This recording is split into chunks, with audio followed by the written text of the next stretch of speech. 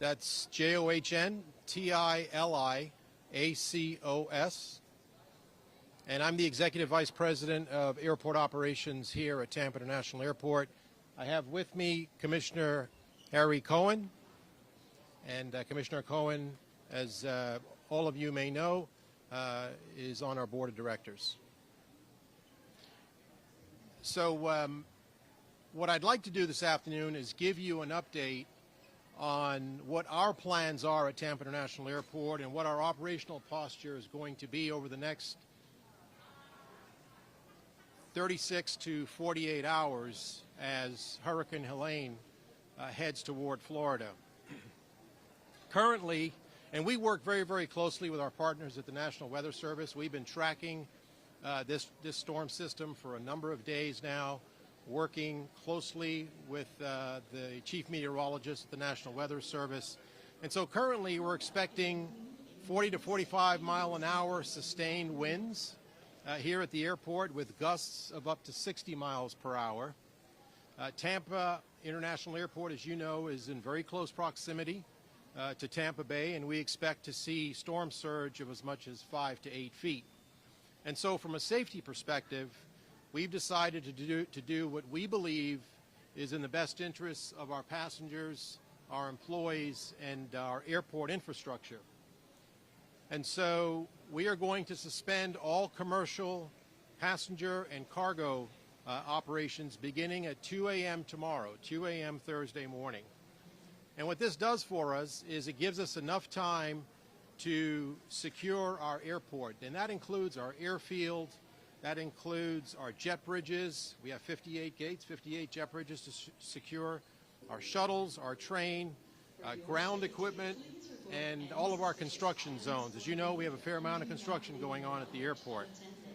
And we want to make sure that we secure our airport in advance of the onset of tropical storm force winds. And it takes us anywhere from 8 to 10 plus hours to make sure our airport is fully secure. We're also concerned about storm surge that could lead to flooding on our airfield, on our runways, and our roadways. So we're mindful of that. And let me share this with you as well. Shutting down an airport is obviously very, very disruptive to our travelers. It is not something that we take lightly. It is not something that we like to do.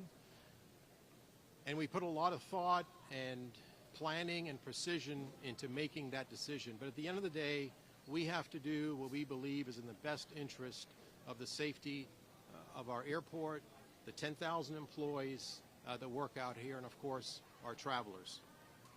So we're going to reopen the airport as quickly and as safely as we possibly can and get our travelers back to flying again.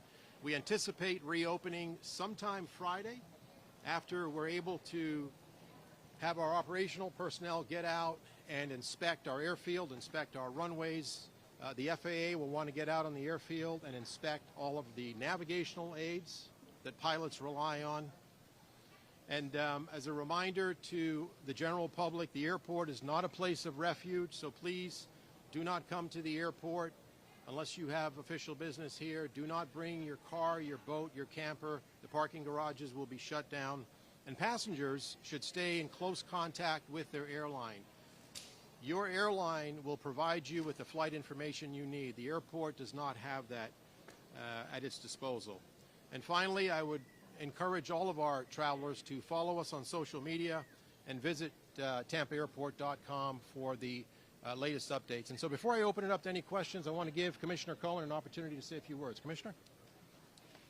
Thank you very much, John, and I'm going to be very brief, but I want to say that the message from the airport squares exactly with what Hillsborough County and the city of Tampa are saying, and that is that if you live in evacuation zone A, if you are near the coast, this really is going to be, at its worst, a flooding event. And so the airport is low-lying, and it's going to have to assess how it reacts to whatever the storm surge is.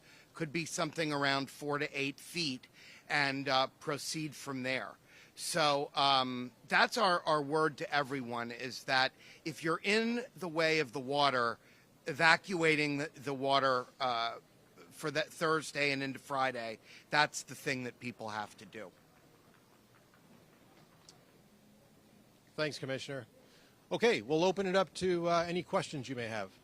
I know you said sometime Friday, but do you know if it's Friday morning, Friday afternoon? Are you thinking for reopening? Yeah, great question. So we will make that decision tomorrow, later tomorrow. The key for reopening Friday is, one, we need to make sure that we've done an assessment of our airfield, and as I said earlier, that our runways, our taxiways, all of our navigational aids are in good shape. And then if in fact we end up having water on the airfield from storm surge, we'll want to wait until that water has receded and it's off our runways, out of our safety areas. The National Weather Service expects that any water that may accumulate on our airfield should recede sometime between 8 and 10 a.m. But the goal is going to be to reopen as quickly but as safely as we possibly can. And if some of the travelers don't have money to, like, let's say, get a hotel, will they be allowed to stay here if their flight is canceled? No, they won't be allowed to stay at the airport simply because winds will be strong enough that we won't be able to support anyone from an emergency, from a medical emergency response perspective. So if anyone is at the airport, what we are going to do is make arrangements to get them to a nearby shelter. Can you talk a little bit about if there's any flights that are delayed coming into the airport and they're late coming flights? You guys are anticipating to close at 2 a.m., but are you accounting for any flights that may kind of fall close to that time frame? So the various airlines and their dispatch centers will be able to determine in advance of that flight departing the upline city on whether it's going to be able to get in time, in before the closure at 2 a.m. And if they don't believe they can get in, then they won't come in. Other questions? What goes into making these decisions? Obviously, the decision to make thousands of people, but tell us about that, path you go through. Yeah, great question. As I shared earlier, we never take this decision lightly. We never want to close the airport. It's considered critical infrastructure. 70 to 80,000 passengers a day rely on our airport being open and functional so they can travel. So we have to, what we take into account is first and foremost the safety of all of our people out here, but also the safety of our infrastructure, making sure that we take all of the necessary steps to secure the airport and all of the key components of the airport, whether it's our shuttles, whether it's our jet bridges, all of the key facets of the airport that we rely on. The better a job we do ahead of the storm in buttoning up the airport, then the greater the likelihood that we will be able to reopen quicker and without issue. John, at that point, can you touch quickly on the partnerships? The FAA, TSA, National Weather Service, and how those conversations inform our... Yes, so these are, you know, the decision to close the airport is arrived at through a collaborative effort. We work very closely with the FAA, the TSA, U.S. Customs and Border Protection, the National Weather Service. There's a variety of stakeholders that we collaborate with before we get to that decision, because we rely on those entities to be up and running too, and to have personnel here so that we can operate. How are you guys taking care of the personnel who will be securing the airport? I mean, are they staying in a safe area away from the evacuation? Yeah, great question. So we have a team of storm riders, as we call them, and it's a group of some of our very best employees across the Aviation Authority, and they come from a variety of disciplines, from within maintenance, police, operations, and that group of storm riders will remain here at the airport, and they make sure that once the storm has passed, that they are the first to go out, do an assessment post-storm, and then take all of the steps we need to take to unwind what we did to get the airport back up and running. If the weather's bad, a good chunk of these flights would be canceled or delayed anyway, so does this closing the airport early kind of give people a chance to make out a plan? It does. It does. You know, the last thing we want to do is keep the airport open under very adverse weather conditions. And you have flights that airlines that may decide to fly, they attempt to land here, they can't land. And we see that quite regularly during the summertime when you have an afternoon thunderstorm, right? So those flights end up diverting to Orlando or to Fort Lauderdale or to Miami or Sarasota.